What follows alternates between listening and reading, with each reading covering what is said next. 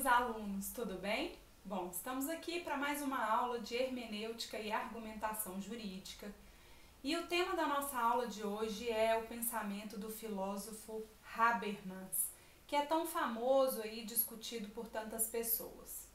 Evidentemente que a gente vai fazer uma abordagem aqui mais objetiva daquilo que pode nos fazer refletir sobre a atividade interpretativa e sobre como Habermas aborda o estudo do direito diante da tentativa de construir uma análise jurídica que fique liberta de algumas questões que ele entende que são fundamentais para poder estabelecer uma interferência nas relações de poder. Quem foi Habermas? Quem é Habermas? Habermas está vivo, ele nasceu em 1929 e hoje tem 2020, 91 anos, não sei se ainda fez, mas 91 anos, é sociólogo e filósofo. Ele nasceu na Alemanha, tem toda aquela tradição dos estudos alemães da filosofia e ele vai trazer a tradição da teoria crítica do direito e das relações filosóficas sociais, junto com a análise da sociologia e do pragmatismo jurídico. Quando a gente fala sobre essa relação do pragmatismo e a preocupação de Habermas com o pragmatismo, isso se dá pela sua formação em sociologia. Evidentemente que ele vai preocupar nas relações sociais, tentar compreender como que se dá o nosso processo de conhecimento, de apreensão e de vivência nessa sociedade, para a partir dessa análise entender como que nós podemos propor algo novo, que possa modificar essas relações sociais. Habermas propõe, inicialmente, que a gente deve ser crítico ao pensamento positivista, uma vez que o positivismo estabelece parâmetros objetivos que deveriam ser aplicados simplesmente pelo fato de serem coercitivos, obrigatórios. Habermas é um crítico ao positivismo porque ele estabelece uma noção de que, para se pensar direito, se pensar as relações sociais, necessariamente nós precisamos consorciar o pensamento filosófico da teoria com a prática. Para ele, por ser um pragmatista, ele não consegue entender como que pode haver teorias positivistas dissociadas da análise prática. Então, por isso, ele propõe essa dialética, esse diálogo entre a prática e a teoria. O que ele vai propor? Ele vai propor primeiro, para a gente pensar qualquer assunto e qualquer relação social, inclusive o direito, que a gente tente fazer um diagnóstico do tempo. E é um pouco aliado ao pensamento que a gente já tinha discutido aqui, da hermenêutica histórica. Ele vai trazer a percepção de que é preciso que, na interpretação, a gente reconheça que o tempo histórico em que vivemos tem um papel fundamental na interferência da leitura que fazemos sobre esse tempo. Por isso ele diz que a gente precisa entender o tempo que estamos estudando, inclusive os momentos distintos desse estudo, para poder compreender verdadeiramente os objetos estudados e assim conseguir consorciar a verdadeira prática com a teoria para se chegar numa discussão que seja cada vez mais objetiva. Mas só se consegue atingir essa análise a partir da construção desse diagnóstico do tempo. Então eu faço um diagnóstico sobre quais são as interferências históricas, de classes sociais, de relações de poder, da economia, num sentido nacional, num sentido internacional, para poder fazer essa análise a partir de uma percepção em que eu compreenda o contexto daquilo que eu estou estudando e a partir desse diagnóstico tenha uma visão mais clarevidente a respeito dessas questões. E aí é interessante porque ele tem sim um resquício das discussões dos paradigmas de reprodução, tanto de Karl Marx quanto de Max Weber, né? O Marx vai influenciar o pensamento do Habermas quando ele vai analisar as relações de um sistema produtivo e como que a nossa capacidade produtiva acaba interferindo nas nossas relações teóricas e práticas da vida. Então, o que ele vai dizer é que as forças produtivas, elas poderiam ser levadas a uma emancipação, mas muitas vezes isso não é um grande objetivo de ser conquistado em função da vontade de se manter as mesmas dinâmicas de relação de produção de poder. Ele ainda também bebe um pouco no pensamento de Max Weber, que vai dizer, evidentemente que eu estou resumindo, né, o pensamento dele, mas que a gente teria que ter um espírito moderno que busca fins, que busca finalidades. Por causa disso, Max Weber vai dizer que o homem ele vai se prender muitas vezes a uma filosofia utilitarista. O que o utilitarismo estabelece? Que eu estou muito preocupado com os resultados produzidos das minhas relações sociais. O utilitarismo ainda entende, até numa análise de justiça, que o mais justo é aquilo que produza o melhor resultado para o maior número de pessoas.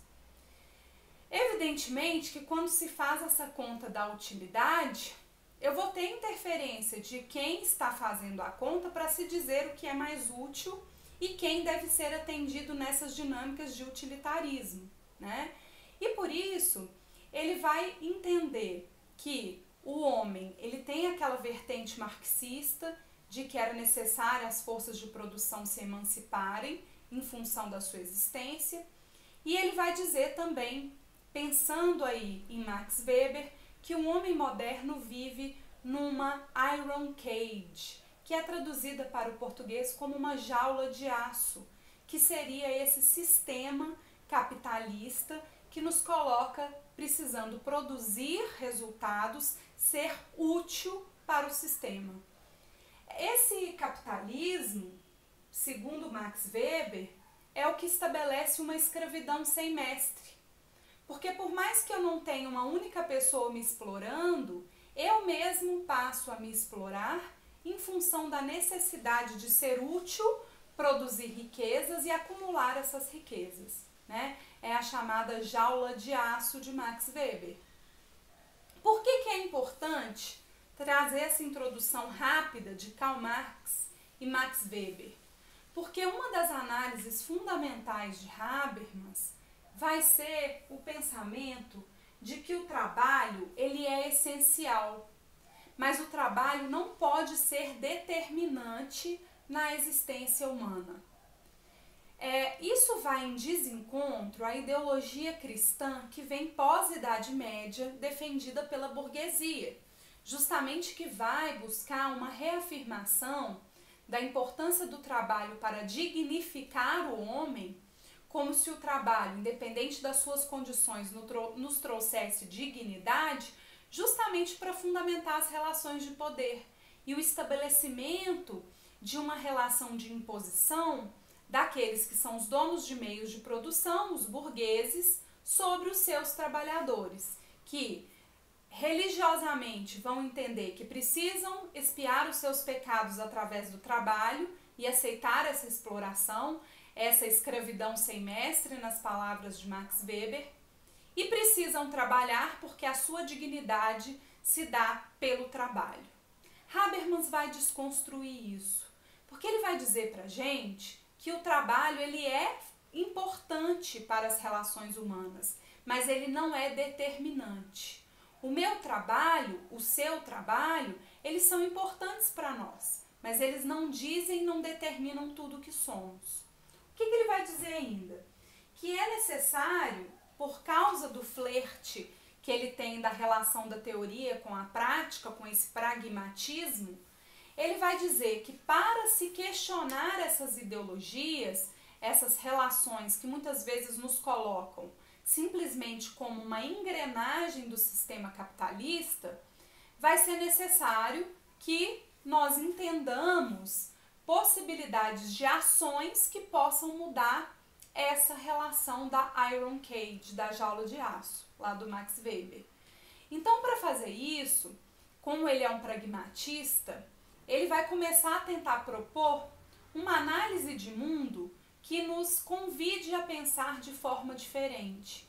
E até por isso eu escolho fazer essa abordagem com vocês, analisando esse lado do pensamento habermasiano, porque imagino que quando a gente pensa direito, quando a gente chega a esse ponto dos nossos estudos, e a gente imagina quais são diferentes posturas hermenêuticas, é muito interessante pensar num filósofo contemporâneo que tenta desconstruir, mas sem destruir tudo do sistema em que nós vivemos. Então, acho que Habermas contribui muito para essas reflexões, apesar de que a gente tem críticas a ele também. Mas o pragmatismo habermasiano, ele vai dizer para a gente que a sociedade pode ser separada em duas esferas de relações sociais: o sistema e o mundo da vida. Quando ele fala sobre sistema, ele está se referindo às instituições sociais vinculadas a esse paradigma de produção. Então, o sistema espera que a gente tenha ações individuais estratégicas para produzir bons resultados, que a gente esteja voltado para o sucesso individual. Muitas vezes o mundo do sistema, ele busca que nós sejamos competitivos, que a gente tente produzir o melhor resultado possível, buscamos o lucro. O mundo do sistema, ele determina instituições sociais que vão para essa lógica da produção, que faz parte da nossa relação, mas que não é tudo sobre nós. Por isso que ele divide em sistema e mundo da vida. O que seria, então, nessa análise, o mundo da vida para Habermas? Tudo aquilo que não obedece a essa lógica de produção, que não é utilitarista. Então ele vai dizer que o mundo da vida, ele vai se estabelecer pela nossa possibilidade de sermos aquilo que desejamos. E aí uma discussão muito interessante do direito, até quando se pensa na própria discussão de concepção de quem é pessoa para ter atribuição da condição jurídica de um sujeito que tenha direitos humanos, nós vamos perceber que a análise de Habermas, quando ele fala sobre o mundo da vida, estabelece para nós o valor de sermos seres dignos e não o valor de sermos instrumentos de produção que produzem capital. Por causa disso, ele vai dizer que o mundo da vida ele vai se concretizar através da comunicação. Por isso que Habermas dá muita importância para a linguagem, porque o que para ele vai diferenciar as relações humanas as relações do mundo da vida, das relações de sistema, vai ser a nossa capacidade de, através da comunicação, questionarmos, discutirmos e sermos sujeitos que não são meramente utilizados para a produção de capital. E aí o que ele diz? Olha, nesse mundo da vida, eu preciso de ter uma ação comunicativa, que é a proposta dele. Como que eu posso me libertar do sistema? Através de uma ação comunicativa, que vai ter que harmonizar os meus interesses, aquilo que eu sou, a minha dignidade, com a busca do sucesso, que vem lá da necessidade do sistema. Quando a gente faz a reflexão sobre essas relações e a gente pensa sobre o mundo do trabalho, por exemplo, é muito interessante perceber que muitos de nós vivemos como se fôssemos pessoas que são obrigadas a trabalhar, e a gente faz isso grande parte dos nossos dias, né, do nosso dia. Somos obrigados a trabalhar porque pertencemos a um sistema e esse sistema nos exige produção, riqueza para manter a nossa existência.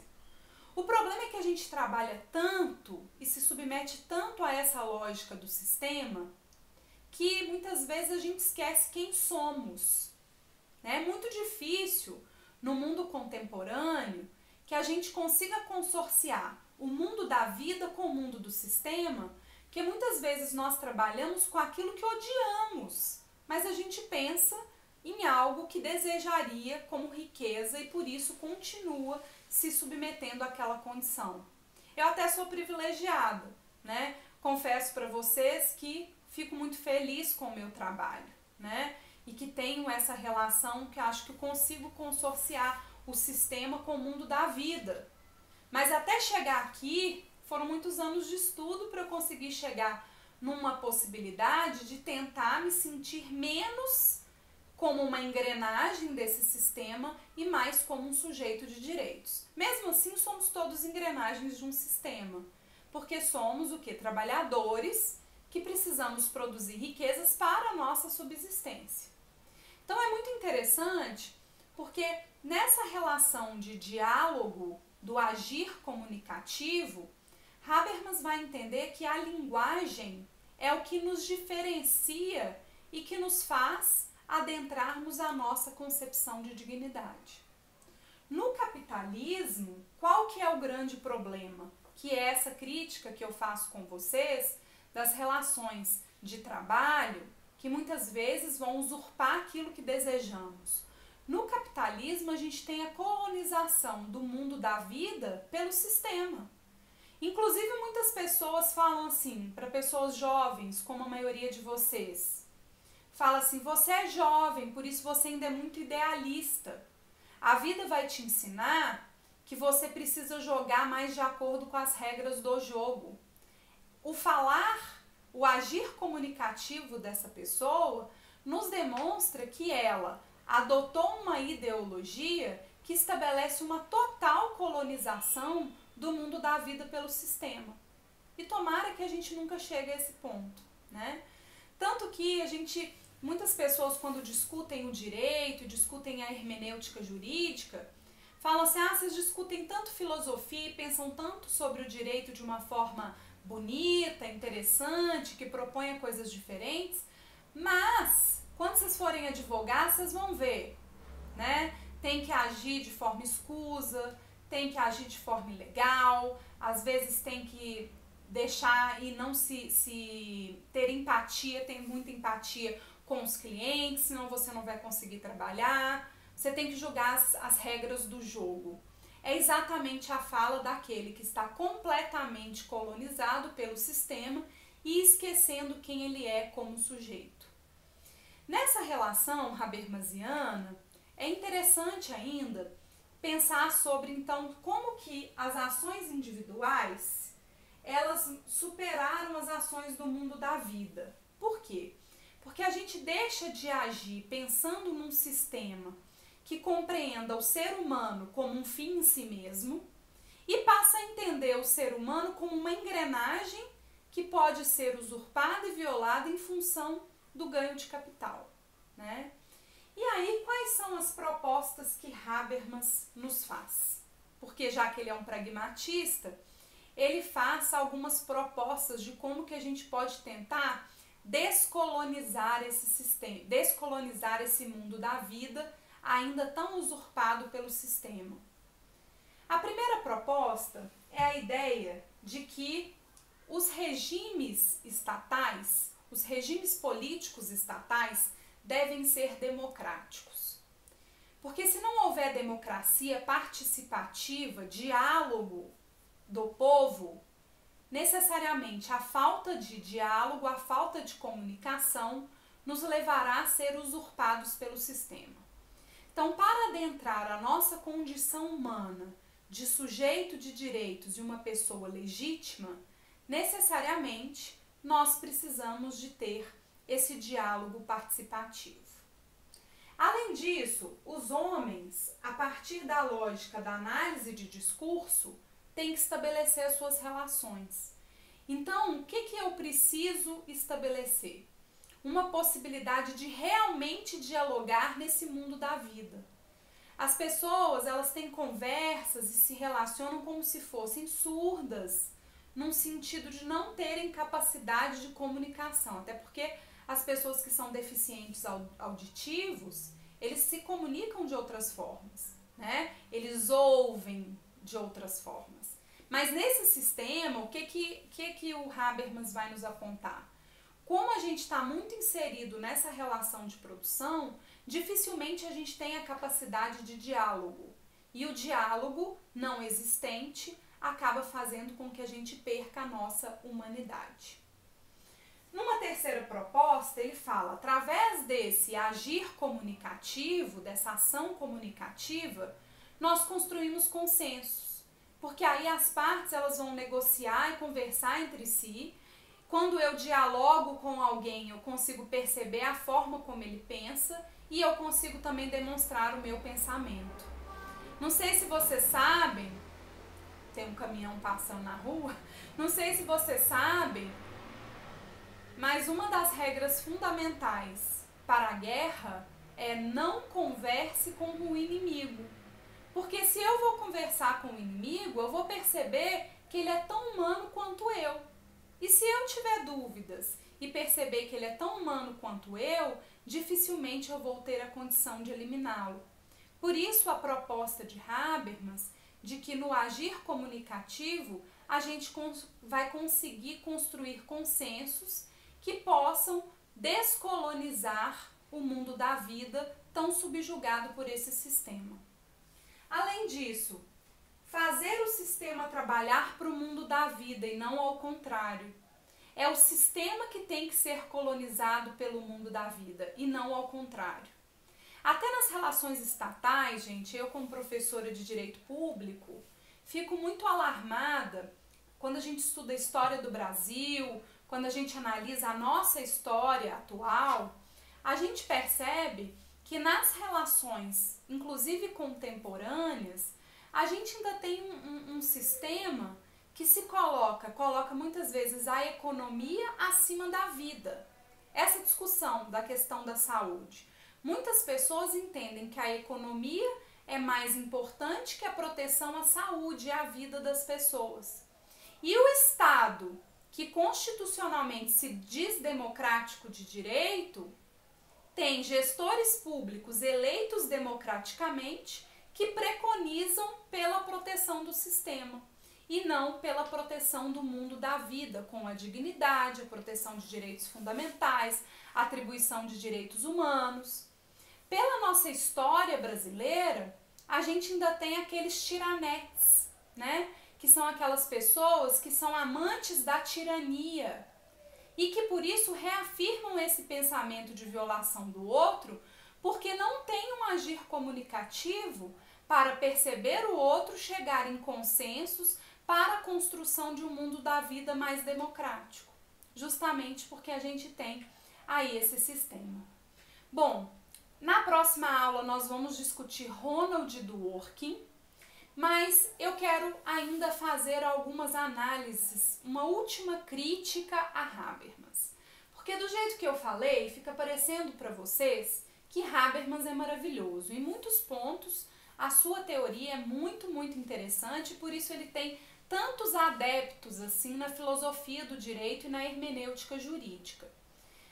Mas uma questão fundamental quando pensamos em defesa de direitos humanos está na percepção de que se eu digo que para conceber uma pessoa como um sujeito de direitos, ele depende desse agir comunicativo, muitas vezes aqueles que têm dificuldade de acesso ao conhecimento, de acesso à linguagem, pelo menos uma linguagem ocidental, europeia, linear, escrita, ele é retirado dessa possibilidade de trabalhar com o agir comunicativo. Então, se a gente pensa em povos originários que não têm uma comunicação, assim como temos no mundo ocidental, que vem dessa matriz europeia, né? Se pensamos em pessoas não alfabetizadas, que não tiveram acesso ao conhecimento e por isso têm dificuldade do estabelecimento desse agir comunicativo. Então, é complexo estabelecer esse como um único fundamento de atribuição de humanidade, quando eu penso na linguagem, né? Porque as pessoas começam a falar assim, o que humaniza o ser humano é a sua capacidade comunicativa. Pode até ser que sim, mas será que a comunicação só pode ser dada da forma como é esperada pelo mundo ainda tão europeu e tão colonizado? Que a comunicação se dá de formas distintas, não somente através dessa linguagem formal. Então, que a gente pegue todos esses ensinamentos e essas críticas de Habermas, pense sobre as propostas dele e use isso para pensar a hermenêutica jurídica de uma forma mais plural, democrática e que vai trazer para a gente várias reflexões que realmente sejam condizentes e que compreendam, principalmente no Brasil, a importância do Estado para servir o povo e não do povo servindo o Estado. Caso contrário, o que a gente tem? O mundo da vida colonizado pelo sistema. O que precisamos ter é o sistema servindo o mundo da vida. Pessoal, muito obrigada pela atenção. Na próxima aula a gente discute Ronald Dworkin, porque agora a gente vai trabalhar as questões referentes às características da norma jurídica e como que se dá as diferentes interpretações de normas, princípios, etc. Tem muita coisa boa aí até o final do semestre ainda. Um beijo, até a próxima aula.